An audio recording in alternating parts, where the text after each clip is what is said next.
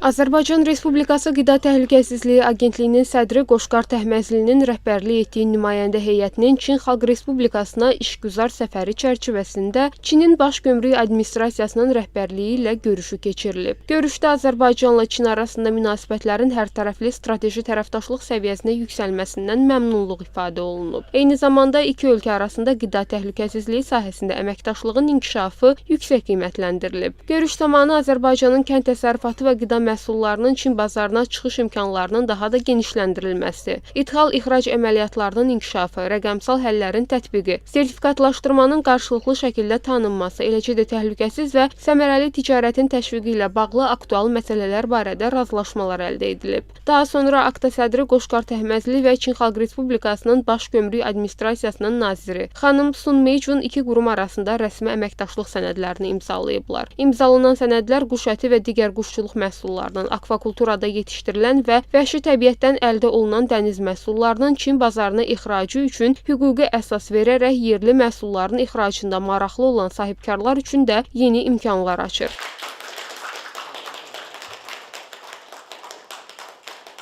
Səfər çərçivəsində akta sədri Qoşqar Təhməzli Çin Xalq Respublikasının bazarın tənzimlənməsi üzrə Dövlət Administrasiyasının naziri Luo Wen ilə görüş keçirib. Görüşdə qida təhlükəsizliyi sahəsində dövlət nəzarətinin gücləndirilməsi, effektiv təftiş sistemlərinin tətbiqi, risk əsaslı qida təhlükəsizliyinin təmin edilməsində rəqəmsal transformasiya imkanları, habelə digər qarşılıqlı maraq doğuran istiqamətlər üzrə əməkdaşlığın genişləndirilməsi məsələləri müzakirə olunub.